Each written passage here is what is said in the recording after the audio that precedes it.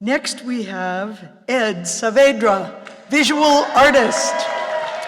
Ed Saavedra's work has been particularized in the best-selling Forget the Alamo, The Rise and Fall of an American Myth, and has infiltrated the collections of the McNay Art Museum and the San Antonio Museum of Art. As Flight's senior creative co-conspirator from 2006 to 20, he championed artists as well as W.A.G.E certification for nonprofits. Last August, Saavedra debuted EDTalks, but mostly listens, a live conversation series that brings audiences into meaningful dialogue with thinkers, makers, and doers. Please welcome Ed Saavedra. Hey, everybody. So here's a true story. Let me see if I can adjust this a little better. What's that? Don't need to? All right. Don't need to. Here's a true story. The 1836 Texas Constitution excluded Africans and the descendants of Africans and Indians from citizenship. Just hanging out required congressional approval.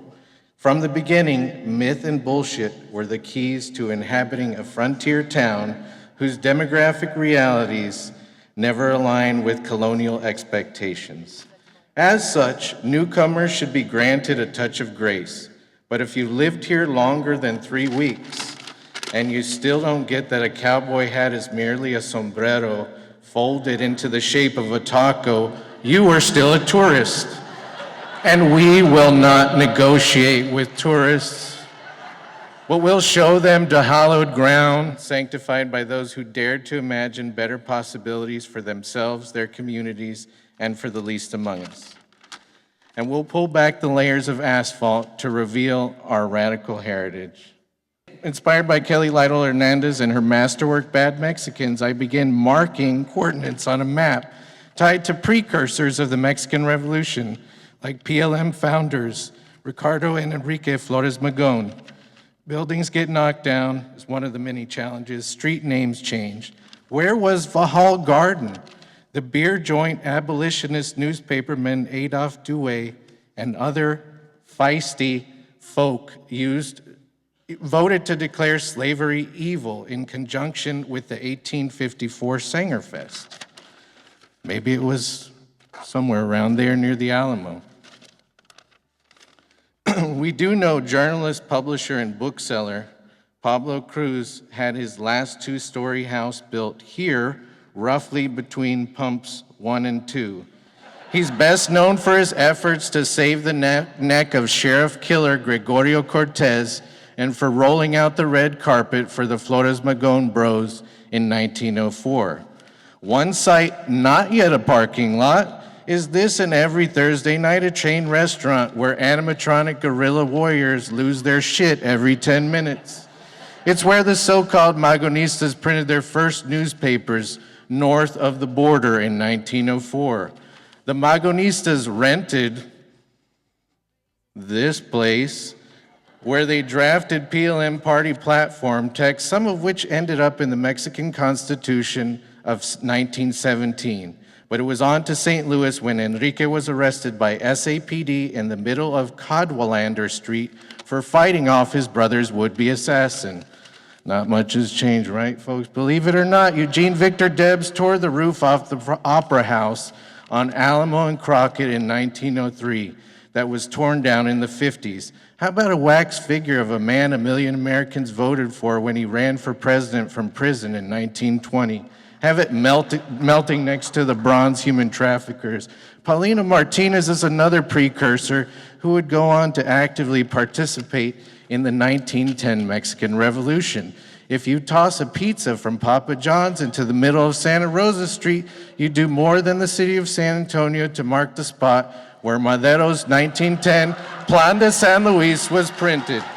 Hellraiser Mary Harris, better known as Mother Jones, might have spoken here so often that Tenayuca thought she was from here. If this day's end could talk, it would tell you how Jones and Teresa Villarreal Gonzalez rallied at Riche's 10th Theater in 1909, demanding her brother Antonio be released from prison. There he is with Pancho Villa, the Villarreal Gonzalez sisters, who along with their brother fled with fellow Magonistas to St. Louis, would return here again, working to overthrow the dictatorship of Porfirio Diaz. And then there's former Confederate turned Haymarket martyr Albert Parsons and wife Lucy. Where'd they dance? Where did Juana Belén Gutierrez de Mendoza edit and lay out Vesper? It's often difficult to tie a GPS coordinate to historical figures we know spent time here, but without a location, they're off the tour. We do know Emma Goldman arrived here in 1909, October 14th, from El Paso, where she was forbidden from addressing any audience in Spanish. She left the next day because she couldn't secure a venue. Goldman would be deported 10 years later after her citizenship was revoked. The scion of one of the wealthiest Mexican families, Francisco Madero, was an early subscriber of Regeneración who sent money to the Magonistas when they lived here and ate cheese sticks or whatever. After facing imprisonment himself, Madero arrived here on October 7 to plan the successful 1910 revolution.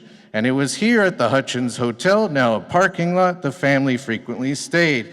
It was also here with the assistance from co-conspirators on Madison that he would draft what we like to call the Plan de King William. President Madero was overthrown in a coup by General Huerta and assassinated in 1913. And 44th President of Mexico, Carranza, would also go on to be assassinated in 1920, but not before staying here at his niece's. And some other places, including a boarding house that is now the Lila Cockrell Theater. In an oral history, Emma Tenayuca talks about her direct link to the precursors and to the remnants of their cohort who would still give speeches and hand out literature when she was a little girl in Plaza del Zacate. There's a bronze plaque for that one, folks. Check it out. It's now Milam Park. During the Depression, Tenayuca was a champion of equitable distribution of jobs and relief to a desperate population. This is the house she lived in when she was a student in 1930 at Brackenridge High School. Go Eagles! And then next, we're going to see her house right around the corner on Stacy, where a judge officiated her short-lived marriage to Homer Brooks, who had previously run for governor, a candidate of the Communist Party. And then we're going to move on to, come on, we don't need to dwell on that. She was also here too. All right, hundreds of workers cheer on successful Fink Cigar Company strike leader, Mrs. W.H. Ernst, in 1933. Today, the next presenter makes salsa there. No, I mean, there's no shade. It's delicious, and he's a great guy. Top left is the Southern Pecan Shelling Company, where Emma Tenayuca and Manuela Sanger and other members of the Workers' Alliance launched the pecan sheller strike of 1938. Notice the strike car being towed for violating a city ordinance. 20. Last one, folks. Casablanca patrons cheered as attorney Gus Garcia's team entered to celebrate their victory in Hernandez v. Texas, extending 14th Amendment protection to Mexican Americans. To the court, Gus said his family had been here a century before Sam Houston, a man he called that wetback from Tennessee. Stay here for your Okay.